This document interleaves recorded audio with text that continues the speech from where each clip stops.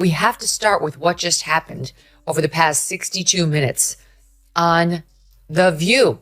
And it's not even one of my wacky View clips for you where we just make fun of Sunny or Joy. I mean, we love those. But this is like legit Joe Biden, who's on, well, you guys will tell me what he's doing here. And I'll tell you what Mark Halperin says. He's on some sort of a rehabilitation tour. Okay. Anyway, he goes on to The View, and it wasn't rehabilitative at all. What do you get when you combine Joe Biden barely surviving another teleprompter adventure with the ladies of The View pretending it's the Gettysburg Address? You get a masterclass in denial, served with a side of decoff outrage and glitter. Enter Megyn Kelly, not with a hot take, but with a flamethrower, a magnifying glass, and a war cry. This wasn't just a roast. It was an exorcism. She didn't merely respond. She disassembled every fake smile and softball question with the precision of someone who's been keeping receipts. From Biden's verbal stumbleton to Joy Behar looking like she's buffering mid-sentence, Megyn brought clarity, carnage, and a whole lot of truth serum. And if you think it started slow, think again. You won't believe who she went after first. I've noticed that Trump can't stop talking about you. He's obsessed with you. As of late April, he had mentioned you and your family and your administration at least 580 times. We're talking shrink land now, because, you know, when you're obsessed with somebody, you have to look in yourself and say, what is going on here? And at his Trump's cabinet meeting last week, your name was invoked 52 times, and he blamed you for the economic mess that his tariffs are causing. Why is he so fixated on you and blaming you for everything? I beat him. It was just another forgettable Tuesday in America. Birds chirping, coffee brewing, and somewhere on television, Whoopi Goldberg preparing to detonate logic live on air. Joe Biden shuffles into the spotlight like a substitute teacher who forgot his lesson plan, and the View panel descends into their usual symphony of scripted laughter and desperate applause. It wasn't an interview, it was a hallucination in real time, complete with malfunctioning earpieces and pre-packaged delusion.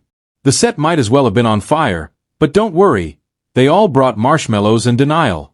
If absurdity had a soundtrack, this would have been its Grammy moment. There's a little bit more. Speaking of those around him who covered up his infirmity, or at least that's where my mind went. Dr. Jill was there too, and as usual, came to the rescue. Watch SOT 38. What is your response to these allegations, or are these sources wrong? They are wrong. There's nothing to sustain that, number one. Number two, you know, think this of is about the books. What we're left with. We're left with a circumstance where we had an insurrection. I started. The people who wrote those books were not in the White House with us, and they didn't see how hard Joe worked every single day. Joe worked really hard. I think he was a great president. She says none of these people writing the books worked for us. Well, one of the first to have his book hit interviewed Ron Klain, who was Joe Biden's chief of staff for almost all of his presidency. And he went on the record saying that Biden thought he was president of NATO. Where was that follow-up, ladies of The View? I must admit. Picture this. President Biden enters the stage like a confused mall Santa, blinking into the lights like he's wandered into a school assembly. The hosts erupt in applause so performative, you'd think they just witnessed the second coming, when really, all they saw was a man locate a chair. The whole thing had the energy of a retirement home talent show crossed with an infomercial for wishful thinking. Heartwarming, they called it. But what we got? A surreal medley of forced grins, nervous chuckles, and enough denial to fill a swimming pool. And somewhere in the background, Joy Behar's flat iron gave up in protest. I mean, he could barely spit it out. And he threw that one out there too. My goodness. He and Obama are two peas in a pod on this. Sexism and racism, if you didn't vote for her. That's obviously what she thinks too. But the nerve of this guy of all people to come out and say that's why she lost. Yeah, I mean, here's the deal, Megyn. You know they're putting him out there to provide proof of life because a lot of people are wondering. They hadn't seen him in a while. But at some point in every person's life, you go from rehab to palliative care. And he is definitely in the palliative care category, right? And then, like a beacon in a fog of fake empathy, Megyn Kelly tuned in. America's unamused truth-teller didn't watch this episode. She conducted a full-scale forensic audit. Forget commentary. This was open-heart satire. She didn't critique it. She eviscerated it. Torched the set, burned the cue cards, and salted the ashes for good measure. You could practically hear The View's producer clutching pearls in the background as Megyn laid waste to every smug smirk and curated cackle. With the precision of someone who's had enough of media cosplay, she peeled back the layers of this glitter-covered catastrophe and called it what it truly was. An insult to intelligence wrapped in stage lighting and denial. They asked him about that. They asked him about that moment. Watch this, SOT 36. When the vice president was here, I asked her if she would have done something differently than your administration over the past 4 years. And because of all the successes that your administration had, I think her response was, there is not a thing that comes to mind. Now, that answer was weaponized against her. And there has been some reporting that you encouraged her. Let's not sugarcoat it. Watching The View fumble their way through a Joe Biden appearance is like watching raccoons try to host the Olympics after too many cocktails. The bar isn't low, it's subterranean. And yet, they still trip over it. Every question was pre-approved, scrubbed for sharp edges, and lobbed at Biden like soft marshmallows aimed at a confused bear. Each fake smile, every knowing nod, and the collective sigh of relief when he finished a sentence without calling someone corn pop. It was desperation disguised as daytime television. A masterclass in pretending everything's fine while the ceiling caves in. Did that clear it up for you? I mean, you have clarity on it now? That gerbil is having a hard time spinning the wheel. It is about as torturous as I've ever seen. It's torturous, and on Sunny's part too. There, like yes. She is trying to hand this off to Biden, and hopefully he can take it from there, right? Like okay, she wants to straight face tell us that what the question was, like, what sort of wins would you have changed? Like that's the actual question you would ask a person. It doesn't make any logical sense. Megyn didn't just roast the episode. She slow-cooked it in satire, seasoned it with contempt, and served it on a flaming platter labeled, "How is this still on the air?" She needed no teleprompter, no earpiece feeding lines. Just a functioning brain and a hunger for truth. Watching her dissect the episode was like watching a surgeon operate while the rest of the room fumbled with glitter and glue sticks.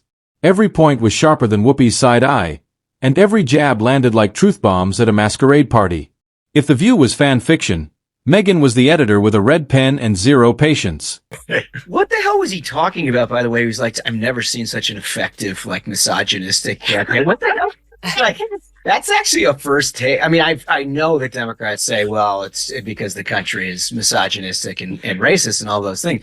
But, like, he's pointing the finger basically at the Trump campaign, saying that they had, like, this. Well, I mean, if you go back to, like, the ad slate of the messaging matrix that the Trump administration put together in the course of that campaign, it was immigration, it was crime, it was the horrible economy. Mm-hmm. I mean, none of these things are gender specific. Let's call it what it was.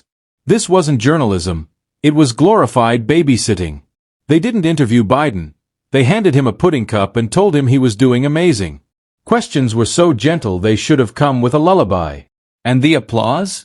A standing ovation every time he managed to remember what room he was in. Megyn wasn't having it. She tore through the charade like a truth-seeking missile. Her critique had claws, precision, and a vendetta against gaslighting disguised as dialogue. It was like watching a Thanksgiving dinner where the turkey explodes and everyone smiles and says, "It's fine, really." I'm saying the way that she's like beyond effusive of being like, so here's the thing. Because of your record of tremendous successes, dear leader. Like, what? Right. Are you asking him a question? Like, Joe Biden, tell us your greatest weakness. And you know what? You know what's so amazing? You know? What's so amazing about it, you guys, is that, so here she's like, I am not going to make the same mistake twice. You know, I already fucked up Kamala Harris's run for the office. And I am not going to do anything to undermine this guy. So I'm just going to give him the answer in the question. Like, you know, and so she declined to distinguish any of her policies from all the ones that you did so successfully. What's your reaction to that? Right? So she's trying to give him the softball like that. Right. And then he has no idea what she... It was the softball heard around the studio. Because of your incredible track record, Mr. President, what is your greatest weakness? That wasn't a question. It was a surrender flag dipped in syrup. The host practically answered it for him, spoon-feeding Biden with a compliment so overcooked it could have passed for a campaign ad. And yet, he had no clue what she said. The question went in, got lost somewhere between his frontal lobe and Delaware, and came back out as verbal soup. Megyn saw it. She didn't flinch. She called it exactly what it was. An audition tape for the White House cheer squad. I'm going for a job as a cameraman, but we are beyond happy to have you here today for a lot of different reasons. But my question is, how are you? How you doing? I'm well. The family's well, thank God. Things are moving along, and we're getting squared away, trying to figure out what the most significant and consequential role I can play consistent with what I've done in the past. I'm writing enough. So what did Megyn do with all this? She carved it up like a top chef judge watching someone bake lasagna with toothpaste and prayer. Her critique wasn't angry. It was elegant, clinical, the kind of takedown you'd expect from someone who studied this spectacle like a rare disease. She tore through their smug posturing like a steak knife through a tofu block. And when she was done eviscerating the moment, she turned to the bigger picture. The entire delusional foundation The View was built on. Because if this was journalism, then fan fiction written during a wine-fueled book club qualifies as the nightly news. Hot mess that they air in the mornings, called The View, had to issue not one, not two, not three, but 4 corrections, legal corrections, 4 legal notes. We only have 3 of them on camera. Not to mention what they did at that debate, where once again, they tried to fact check only one side. And then when their fact checks got fact checked, they cowered. They cowered in fear. I mean, this is a pattern. It started with a question so awkward it felt like a deleted scene from a hostage negotiation. Biden was asked how he was doing, and 5 disjointed tangents later, no one knew the answer. Not the audience. Not the hosts. Not even Joe. Meanwhile, Whoopi nodded along like a spiritual medium for incoherence, channeling confidence through a fog of confusion. Sonny's reactions flickered between first-year law student and someone realizing their Wi-Fi just died mid-argument. Alyssa, ever the solemn LinkedIn avatar, tried to look reasonable, which in this context meant conscious. Megyn didn't just notice. She translated it. What we witnessed wasn't journalism. It was a seance in heels. Get this little lecture from, forgive me, those bitches over at The View. I'm a Christian girl. When something like this happens to you, like this assassination attempt, and you say something like God was watching me, that is a very unchristian thing to say because it's very narcissistic. Well, God was watching me and not watching them. There's something very disturbing. God should have pulled the plug on that mic yesterday. That's obnoxious. I don't know what church she goes to. That is how people of faith talk, and the intimation is never, he was looking out for me, but not those monsters. It's no. The set looked like diplomacy. The conversation sounded like an infomercial for a party that forgot its platform. Megyn wasn't just critiquing. She was performing a cultural autopsy with jazz hands. Each observation came with a side of exasperation, garnished with disbelief. And then, like a true artisan of sarcasm, she reached deep into the surreal dimension that The View occupies. A place where applause lines are pre-written and reality gets edited for optics. In this upside-down theater of feelings, logic takes a backseat to decibels, and Megyn? She brought the house down with facts and a flamethrower. Suggest nuance? Ask a real question? You'll be escorted out by the spirit of Barbara Walters herself. Megyn likened the cast to backup dancers in an interpretive drama about victimhood, complete with synchronized outrage and jazz hands of judgment. Their vocabulary? A remix of buzzwords set to the rhythm of groupthink. And watching them tackle real issues? It's like toddlers trying to deactivate a bomb using finger paint and self-esteem. Megyn didn't just critique. She dismantled. Line by line. Expression by expression. She scrubbed the glitter off and revealed the creaky machinery beneath. The View wasn't exposed. It was obliterated. And somewhere out there, Megyn's already prepping her next eulogy, for whatever remains of their credibility.